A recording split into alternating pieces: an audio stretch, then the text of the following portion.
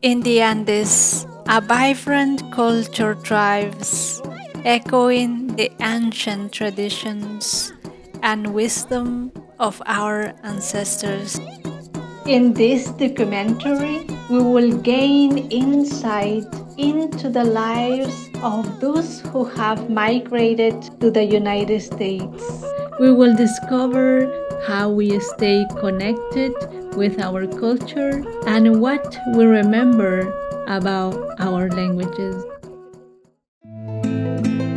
My name is Luz Melissa Vargas Tupac.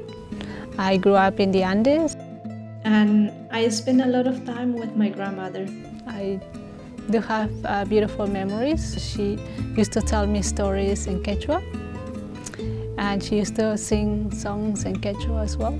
And also my grandfather. My grandfather spoke Quechua and Spanish. They were still strong when I was little. Then they got older, and it was at the same time sad to see them get older. And I try to remember, and especially their songs and their stories. My grandfather was very particular. He used to sing me songs. Xin cầu cháy, ở đó tay cả mũ quỳ xin cầu cháy. Bàn ta lù cháy măng xin cầu cháy. Bốn chi tụi giấy măng xin cầu cháy. Bốn chi tụi giấy măng xin cầu cháy. Đã tay cả mũ quỳ xin cầu cháy. So he used to sing this song after coming back from the field. We have this grass that has a lot of thorns, and it usually sticks to your pants, to your ponchos, to your guias.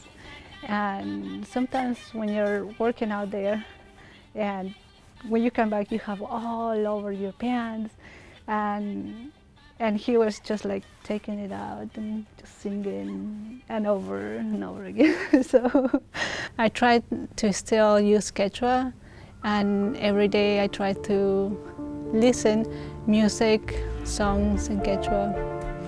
And when I call my mom, I usually try to speak in Quechua. Well, my name is Evelyn Breategui Zirena. I'm originally from Peru.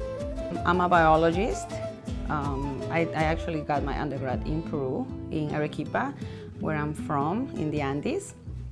But I also grew up in the rainforest, so I fell in love with nature, and I went for science. I came in 2010. I got my master's and my PhD. I'm a toxicologist, but when I was a kid, I always wanted to be an artist. I love my job as a toxicologist, but then that has also given me the time to really pursue my art. Actually, the first thing I painted, here in the US, was this white orchid, because I grew up in the rainforest, right? So there's a lot of orchids where my dad is from, and they are just beautiful. And that's the first thing I painted. From there, I did like landscapes from my hometown, because I'm from Arequipa, in the south of Peru. It's like a rural area where I'm from, where I grew up, because then my grandpa has, these like the terraces, and then he will grow corn and flowers, and I grew up with that. Have you heard people speaking Quechua when you were growing up? Do you remember any words? They still use a lot of Quechua, just words. My sister I painted like an apron that says ñaña. So like my older sister is like ñaña 1, ñaña 2, and then my little one like ñaña 3, because that's like sister, right? And that's how I even type it, like on social media when I call my cousins, I'm like, hey ñañita, like that's how we call each other. And then there's like a bunch of words that my dad used to use, like in just the regular, speech, kind of like if it was a slang, he would just like throw these. And then I find myself telling my daughter, and then my family around, like, like naked or calato. That's Quechua, and I think about it, and I'm like, oh yeah, of course, my husband who's from Venezuela does, I know it. He's like, what? And then she says it, she's 3, and then she just repeats what I'm saying. And then there's like a lot of cha, che, chi, all the CHs that we have, I think, in our Peruvian slang, then that comes from Quechua for sure. It's just amazing. When you say like acacao or alalao, it's just like things that you say. I grew up with that, and now I think I'm more conscious about it. Oh yeah, that's Quechua, because no one understands. Yo soy nacida en el Perú, en el distrito de Acobamba, provincia de Tarma. Soy licenciada en ciencias, en la especialidad de biología, ciencias naturales. ¿Te recuerdas algo del quechua? ¿Alguna palabra? Teníamos el charque, esa es una palabra quechua. El charque que hasta ahorita se va utilizando. Uno cuando sale de su país, uno siente ese amor, ese cariño por su patria. O sea, cuando uno sale, como le digo, de su país, uno recuerda. Y cuando regresé, yo no tenía ya mi familia, mi madre, todos fallecidos, los amigos, los vecinos. Yo decía, tengo que tener un aborigen. Vamos a buscar. Vamos a preguntar, ese sitio se llama Huasqui.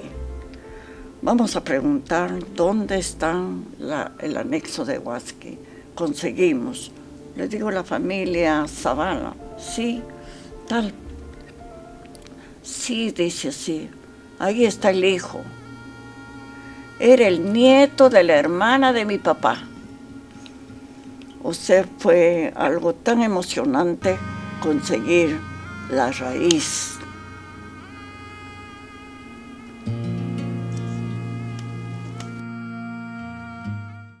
My name is Joe Lopez. I'm originally from Lima, Peru. I moved to the United States when I was 5 years old, growing up, and then with my kids, who my mom took care of a lot when they were little. There was always that, there was the food, there was the music, and then her house was just covered in Peruvian tapestries and decoration. Do you remember any Quechua words? Someone in my family gave me a t-shirt that had a Quechua phrase. I can't remember what it is, but I asked about it. They told me what the meaning was, but then they started telling me about the words that spilled over from Quechua into Spanish. So it was chompa and chuyo and different words like that. It was very, very interesting to me that, I just thought they were Spanish words, but they said no, they were originally Quechua words, that now we say every single day. Achoclo, otra palabra. Sí. Que cuando lo decía en El Paso me decía, o en Miami me miraban, choclo, no entiendo. Corn, maíz. So I've never learn the language itself, just little bits and pieces, but I would definitely be fascinated to learn the language. Bueno, mi nombre es Carolina Rodríguez Alza. Soy una estudiante peruana en la Universidad de Texas en Austin. Estudio antropología lingüística. Bueno, me interesa mucho el estudio de las lenguas indígenas del Perú. Especialmente me dedico al estudio de una lengua que es el Isconagua en la región Ucayali. Yo creo que una de las grandes motivaciones para mí para estudiar las lenguas del Perú ha sido mi conexión con mi padre, la conexión con el quechua y la conexión con mi familia en los Andes. Creo que siendo una peruana nacida en la costa, especialmente pues en la capital, ¿no? En Lima, muchas veces nacimos desconectados, ¿no? De las zonas donde nuestros padres migraron. Esa migración espacial vino acompañada con una migración también cultural. A veces nosotros, los hijos de personas migrantes, nos pusieran adelante y nos dicen, tú tienes que seguir hacia adelante y no mirar atrás. Y eso no es necesariamente algo que te lo dicen explícitamente. Muchos de mis amigos, personas de mi entorno, también son hijos de migrantes. Y no nos ponemos a reflexionar que nuestra identidad está construida muchas veces de espaldas, ¿no?, a la historia de nuestros padres y nuestra familia.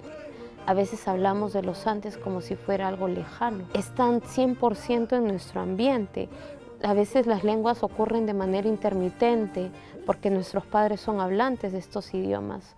Entonces hay palabras, hay expresiones que siempre están ahí. Para los hablantes, ¿no?, de diferentes idiomas, simplemente ver, escuchar, ¿no?, como un susurro del idioma al que también estamos conectados hace que uno, ¿no?, como siente ese eco, ¿no?, ese eco que no tiene tal vez un correlato en tu mente porque no sabes el significado de eso, pero hay algo que sientes, ¿no? Y esa sensación yo creo que también es parte del lenguaje.